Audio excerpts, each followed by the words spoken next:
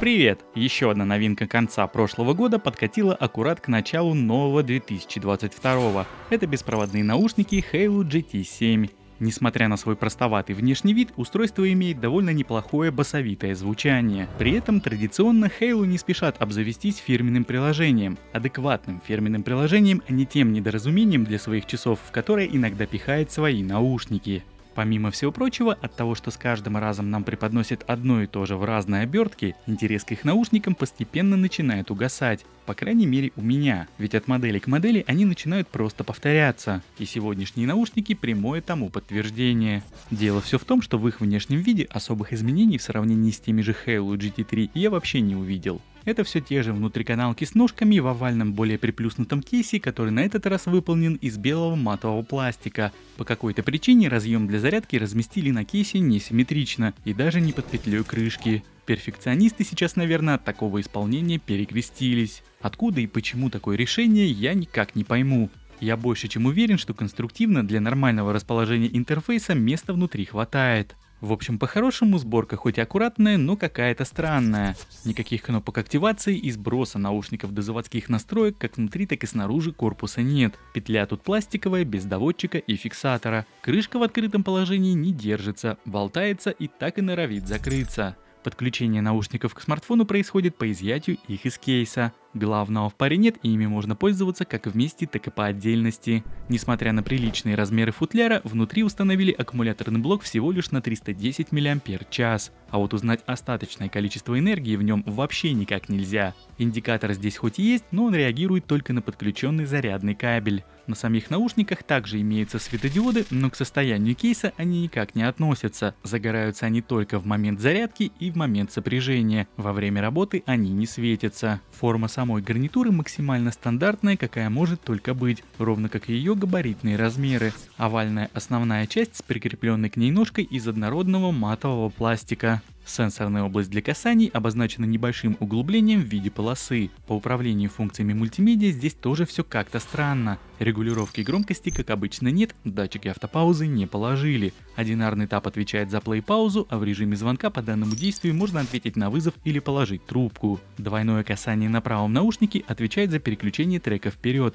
а то же действие по левому вместо перемотки назад настроено на активацию игрового режима. Зато тройной тап по любому из наушников вызывает так всем необходимого голосового ассистента. Что же касается удобства, то сидят наушники хорошо, комплектные насадки мне менять не пришлось, подошел размер L. Если говорить непосредственно о звуке, то он тут какой-то обычный и уже, наверное, привычный. Никакого вау-эффекта, никаких эмоций он не вызывает. Бас в наушниках есть, его вполне достаточно, и я даже могу сказать, что в какой-то мере их можно считать басхедными. При всем при этом частотная картина здесь более пологая, нежели в тех же Anker Live P2i, которые были недавно у меня на обзоре. Как такового явного провала посередине здесь не слышно. В силу отсутствия хороших верхушек, как по мне, звучание в этих наушниках имеет очень скромный объем и глубину. Оттого только за счет своей громкости они вывозят какие-то сложные композиции. Про многослойность низкочастотной составляющей тут можно даже не говорить. Верхушки обычные, без ярких акцентов. Они просто подчеркивают уже имеющиеся контуры и выразительности не придают.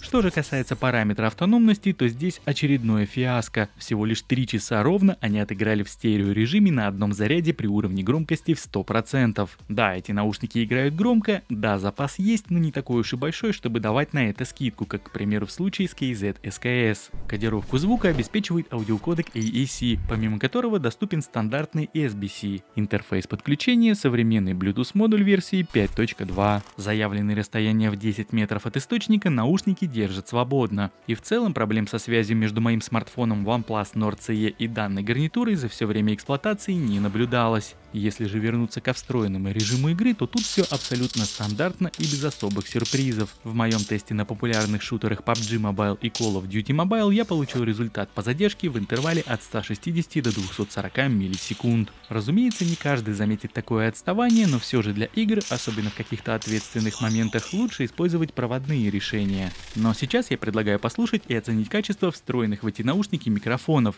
От себя лишь добавлю, что и здесь сюрпризов никаких. Все стандартно, все по-хейловски. Проверяем работу микрофонов в новых наушниках Halo GT7. Вот таким образом они звучат в закрытой машине. Я сейчас по традиции открываю окна с двух сторон.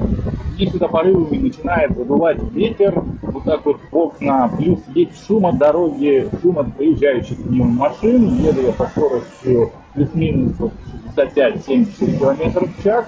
Проспект Мира, шумная улица, очень сильная нагрузка на микрофоны, потому что реально сегодня ветер продувает. И вот как-то так отрабатывают шумодал в этих наушниках при вот таком сценарии использования. Ну и по традиции у нас второй тест с печкой. Я сейчас выкручиваю ее на максимум, вот так вот. Она потихонечку набирает обороты, и уже буквально через 5-6 секунд в салоне будет стоять очень сильный шум. Вот такой вот.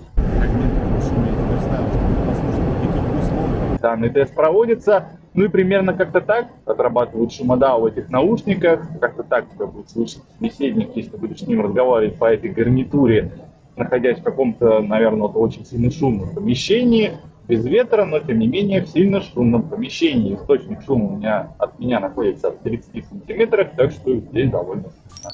Ну что же, а это тест работы микрофонов в наушниках Halo GT7 на улице. Ветер сейчас мне задувает прямо в лицо, довольно так прилично задувает, уши уже красные от холода, но тем не менее ради теста решил без шапки все сделать. При всем при этом примерно можно прикинуть, как будет слушать собеседник при вот таком сценарии использования, если ты будешь находиться, допустим, и разговаривать с кем-то на вот такой типа спокойной улочке. Машины периодически здесь проезжают, но не так часто. Именно в этом же самом месте я только что тестировал наушники Anker Live P2i, обзор на который уже на канале вышел. Ну и подводя сегодня некий итог, буду максимально краток, ведь я не могу сказать, что эти наушники мне хоть чем-то понравились. Ничего, абсолютно ничего примечательного и цепляющего в них нет. Начиная с внешнего вида, материалов и размеров и заканчивая техническими характеристиками. Такое уже было, такое мы уже проходили, и по-хорошему становится уже как-то скучно от таких решений. Наушники Halo GT7 в целом нормальные, но модель проходная. Так что если у тебя уже есть нечто подобное с похожими функциональными возможностями, то можешь смело проходить мимо. Эта модель, как по мне, особого внимания не стоит. Но в любом случае, всю необходимую информацию я тебе сегодня предоставил. Надеюсь, она была полезной. Спасибо тебе за просмотр и до встречи в следующих моих видео. Пока-пока.